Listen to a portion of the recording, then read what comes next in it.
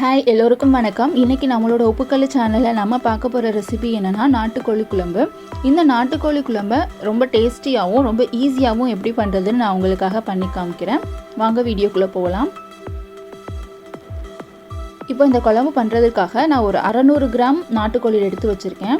இந்த கோழியை நல்லா மஞ்சத்தூள் போட்டு நல்லா வாஷ் பண்ணி எடுத்து வச்சுருக்கேன். இதில் 1 டேபிள் ஸ்பூன் மிளகாய்த்தூள், 1 டேபிள் ஸ்பூன் மல்லித்தூள், 3 டேபிள் ஸ்பூன் ஜீரகத்தூள்,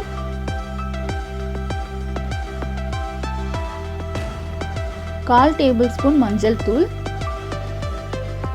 4லிருந்து 5 டேபிள் ஸ்பூன் இஞ்சி பூண்டு விழுது,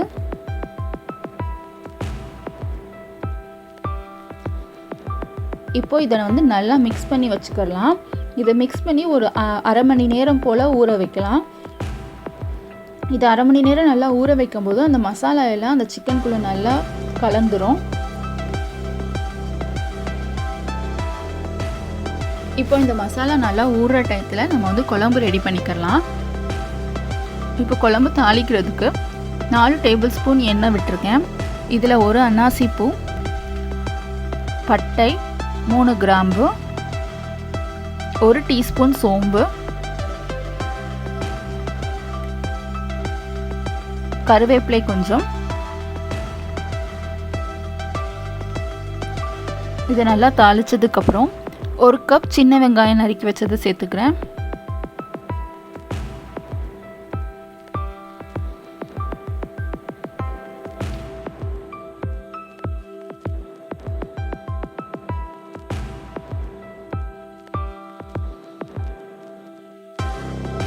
இதில் 2 பச்சை மிளகாய் கீரி ஆட் பண்ணியிருக்கேன்.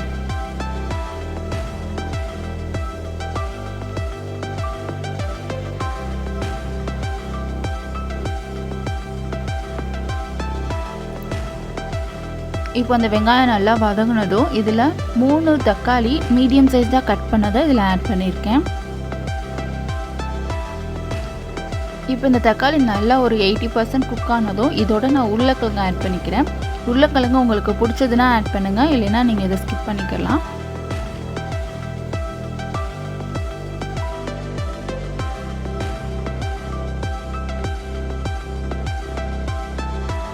இப்போ இதோட நம்ம ஆல்ரெடி மேரினேட் பண்ணியிருக்க சிக்கனை இதில் ஆட் பண்ணிக்கலாம்.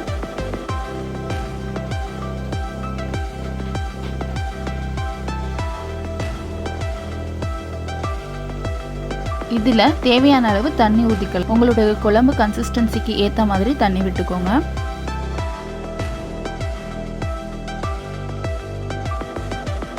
இப்போ இந்த தண்ணியோட சேர்த்து நல்லா இந்த குழம்பை மிக்ஸ் பண்ணிக்கலாம்.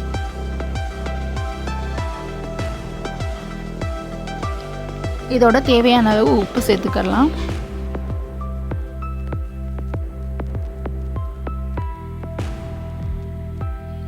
இந்த நாட்டுக்கோழி வேகிறதுக்கு ஒரு 30 to 45 மினிட்ஸ் ஆகும். உங்களுக்கு சீக்கிரம் சமைக்கணும் அப்படின்னா சிக்கனை நல்லா ஃபஸ்ட்டே வேக வச்சுருங்க. குக்கரில் ஒரு 2லேருந்து 3 விசில் வச்சு சிக்கனை நல்லா வேக வச்சுடுங்க.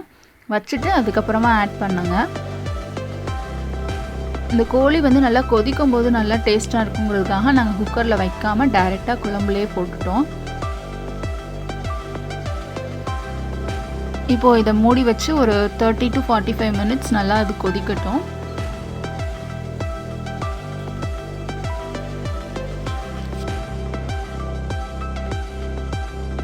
இப்போது அரை மணி நேரம் ஆச்சு. நான் இதை ஓப்பன் பண்ணி பார்க்குறேன்.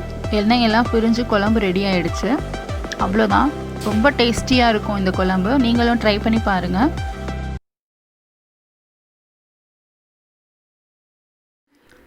உங்களுக்கு இந்த ரெசிபி ரொம்ப பிடிச்சிருந்துச்சுன்னா மறக்காமல் லைக் பண்ணுங்கள், கமெண்ட் பண்ணுங்கள், ஷேர் பண்ணுங்கள், சேனலுக்கு சப்ஸ்கிரைப் பண்ணுங்கள். தேங்க்ஸ் ஃபார் வாட்சிங்.